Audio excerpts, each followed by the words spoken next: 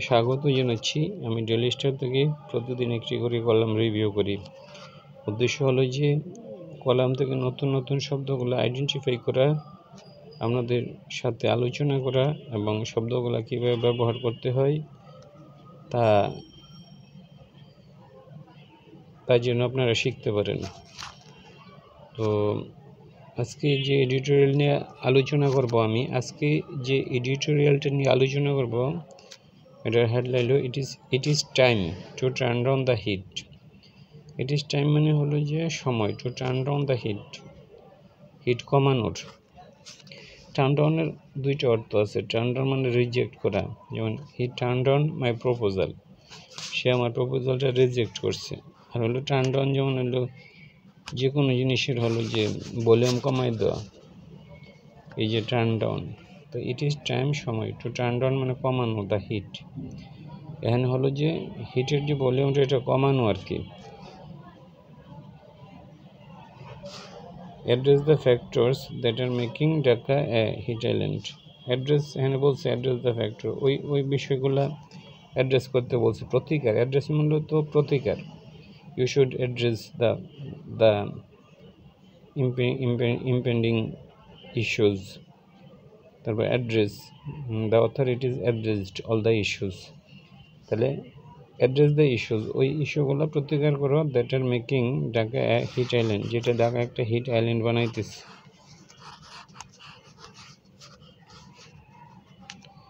আমি কলমটা আবার নিচ্ছি। It is hardly A surprise, মানে এখানে সারপ্রাইজ হওয়ার মতো কিছু নাই। It is hardly A surprise, এটা হলো যে মানে অবাক হওয়ার মতো কিছু না। It is hardly A surprise হলো যে এখানে অবাক হওয়ার মতো কিছু না, মানে এমন কিছু বিষয় যে মানে এখানে অবাক হওয়ার মতো মানে নাই আর কি, নাই বললেই চলে আর কি। এরকম থাকলেও খুব সামান্য পরিমাণে অবাক হওয়ার আছে, তবে এখানে অবাক হওয়ার মতো এমন কিছু নাই বললেই চলে। দ্যাট দ্য হটেস্ট এপ্রিল, সবচেয়ে মানে হলো যে হটেস্ট গরম এপ্রিল, মানে সবচেয়ে যে গরম পড়ছিল। The hottest April in recent history, মানে এই যে বর্তমান হিস্টোরিতে সবচেয়ে যে মানে বেশি গরম সম্পূর্ণ যে এপ্রিল মাস ছিল।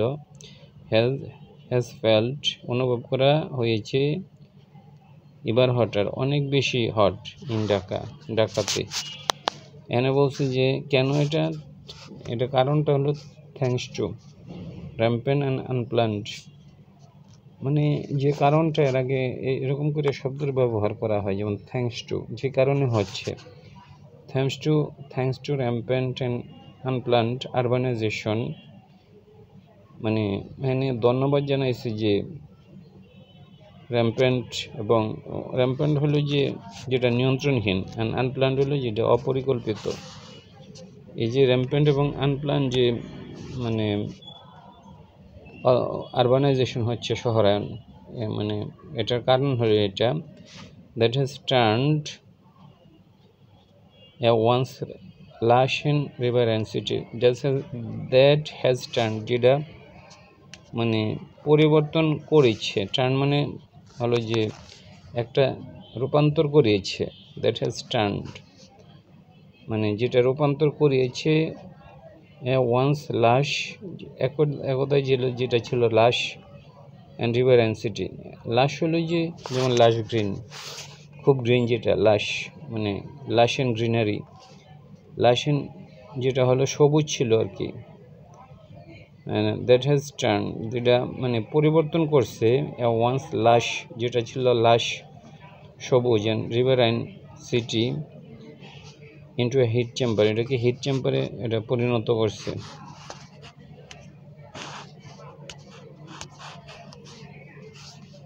তারপরে হলো a recent study has highlight করছে হোয়াট ঢাকা ইনহেবিটেন্টস, ঢাকার যে বাসিন্দা, have been experiences, Dhaka inhabitant হলো ঢাকার বাসিন্দারা, হ্যাভ বিন এক্সপিরিয়েন্সিং, তারা এক্সপিরিয়েন্স করতেছে, পরে হোয়াইল নাও, কিছু সময় যাবৎ। স্ট্যাগারিং হলো যে যেটা মানে যে অনেক বড়, স্ট্যাগারিং 6 ডিগ্রি রাইজ, যেমন staggering figure, staggering 6 degree rise, একটা বড় আকারের মানে হলো যে বৃদ্ধি। স্ট্যাগারিং যেমন হলো যে স্ট্যাগারিং শব্দটা যে কোনো শব্দের মানে বিরাট বোঝাইতে মানে স্ট্যাগারিং শব্দটা আগে ব্যবহার করা হয়, যেমন staggering rise in the criminal activities. তারপর হলো স্ট্যাগারিং ফিগার, স্ট্যাগারিং নাম্বার, এরকম করে ব্যবহৃত হয়। স্ট্যাগারিং 60 ডিগ্রি রাইজ মানে একটা বড় আকারের রাইজ হয়েছে, যেটা সংখ্যা হলো 6 ডিগ্রিতে in temperature within the city due to the, কেন হয়েছে এটা আরবান হিট আইল্যান্ড ইফেক্ট।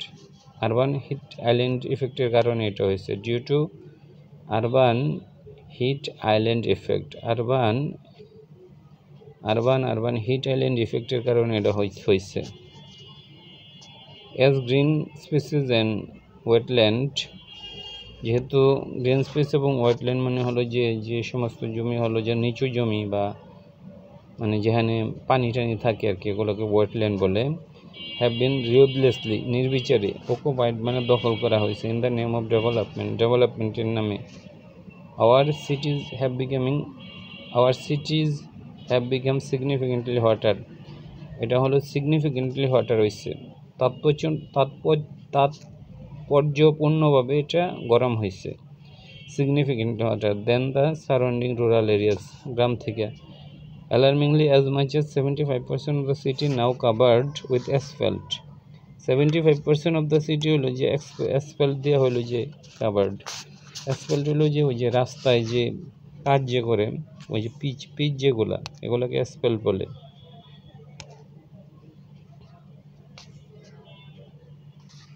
তাহলে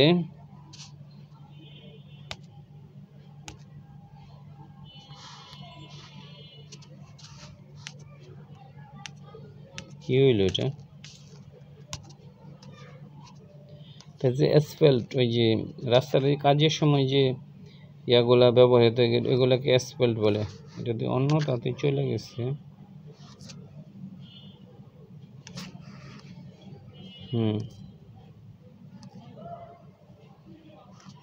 এই যে অ্যাসফল্ট হলো যে রাস্তার মধ্যে যে ওই যে পিচ যে থাকে এগুলাকে অ্যাসফল্ট বলে আর কি।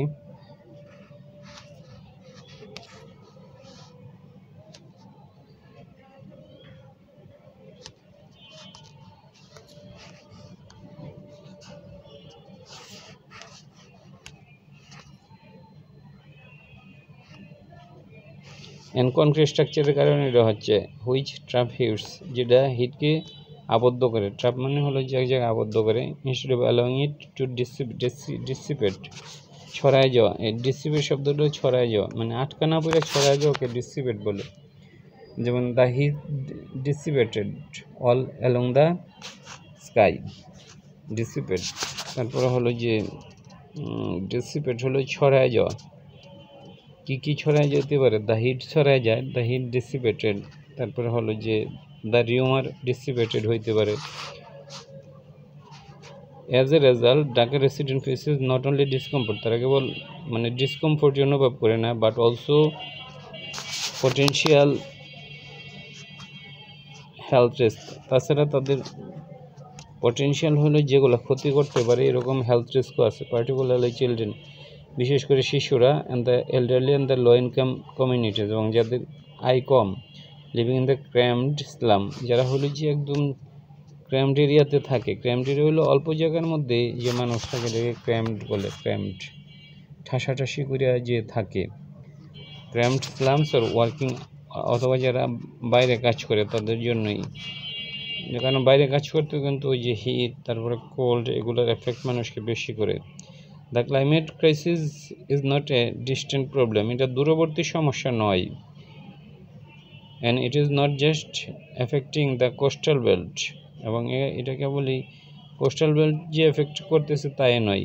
The latest heat wave have confirm, এটা কনফার্ম করছে দ্যাট দ্য ক্লাইমেট ক্রাইসিস যেটা ইজ ইনডিড আলফন্ডিং মানে প্রকাশ করতেছে, মানে ছড়াচ্ছে উইথিন আওয়ার বেরি স্ট্রিট, আমাদের রাস্তার মধ্যে এগুলো এখন প্রভাব অনুভব হচ্ছে। And it is high time our policy makers understood the irresponsible way, তারা যেন বুঝে যে ইরেসপন্সিবল ওয়েতে যেভাবে হলো যে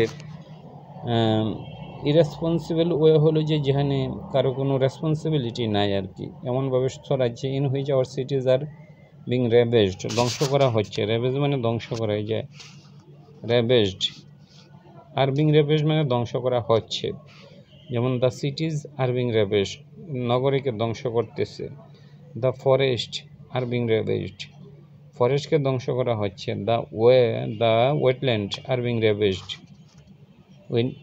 will only aggravate the impact of climate change. এটা অ্যাগ্রাভেট মানে হলো যে আরও করবে, আরও খারাপ করবে। Will aggravate the situation, will aggravate the impacts, এরকম করে আমরা ব্যবহার করব। While a city should have at least 15% green spaces, একটা শহরে 15%-এর মতো হলো গ্রিন স্পেস থাকা উচিত। 10 to 12% ওয়েটল্যান্ড থাকা উচিত। A study conducted by Bangladesh institute, যেটা বাংলাদেশ ইনস্টিটিউট অফ প্ল্যানারের যে এটা করছে, স্টাডিটা করছে, found that in the last 28 years green spaces in সেন্ট্রালটাকে হ্যাজ শ্রাঙ্ক টু, এটা কমতে কমতে হলো যে 7%-এ নেমে আসছে green space. While wetland occupy only 2.9%, কেবল 2.9% হলো যে আছে ওয়েটল্যান্ড আছে, খুব কম এগুলা। It is simply not sustainable, এগুলো হলো সাস্টেনেবল নয় ফর আজ, আমাদের জন্য সাস্টেনেবল নয়। সাস্টেনেবল ডেভেলপমেন্ট হলো যে যেটা ভবিষ্যৎকে ধ্বংস করে না, এরকম আর কি। ভবিষ্যতের মানে হলো যে বজায় রাখা যেটা করে ভবিষ্যৎকে, it is simply not sustainable.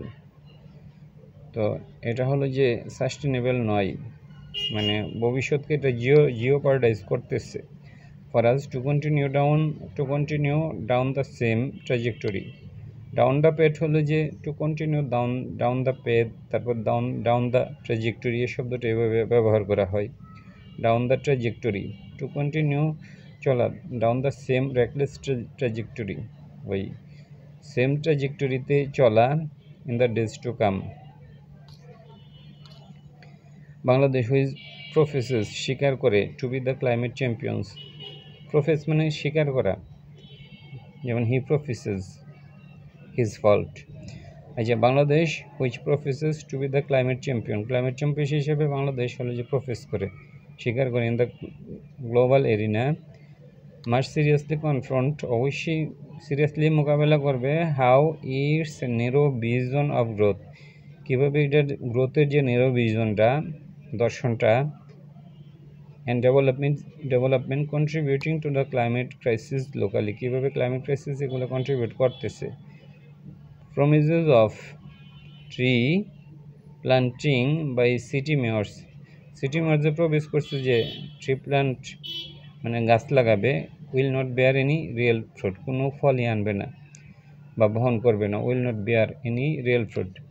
What we need is serious re-evaluation, আমাদেরকে রি-ইভ্যালুয়েট করতে হবে, পুনর্বিবেচনা করতে হবে, রিওরিয়েন্টেশন, এবং আমাদের ধ্যান ধারণারও চেঞ্জ করতে হবে অফ আওয়ার কারেন্ট ভিশনস।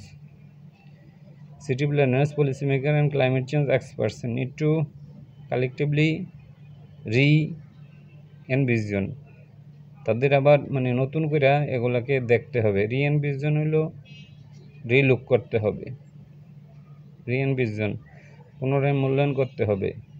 রি-এনভিশন হইল যে একটা জিনিসকে আবার নতুন করে দেখা, বিও মানে হলো যেটা নতুন করে দেখা। Collectively re-envision what climate resilient cities look like, একটা ক্লাইমেট হলো যে রেজিলিয়েন্ট সিটি কেমন দেখাবে। রেজিলিয়েন্ট হলো যেগুলা হলো যে ক্লাইমেটকে মোকাবেলা করতে পারে এরকম। রেজিলিয়েন্ট হলো যে যেমন কোনো একটা মানে দুর্যোগে মানুষ যখন ভেঙে পড়ে তখন বলে ক্লাইমেট ভালনারেবিলিটি, আর ক্লাইমেট রেজিলিয়েন্ট হলো যে মোকাবেলা করার মতো একটা যখন অবস্থা থাকে। তাইলে এটাকে আমাকে রি-এনভিশন করতে হবে, মানে পুনর্মূল্যায়ন করতে হবে, রিভিউ করতে হবে এটাকে, re-envision and take active steps, এবং আমাদেরকে টেক অ্যাক্টিভ স্টেপস নিতে হবে আমাদেরকে to reverse the destructive path, এই যে ধ্বংসাত্মক যে পাথটা এটাকে ঘুরাই দেওয়ার জন্য। উই আর কারেন্টলি ট্রেডিং, যেটার বিদ্যুৎ দিয়ে আমরা হাঁটতেছি, ট্রেড মানে হাঁটা, ট্রেডিং মানে হাঁটা।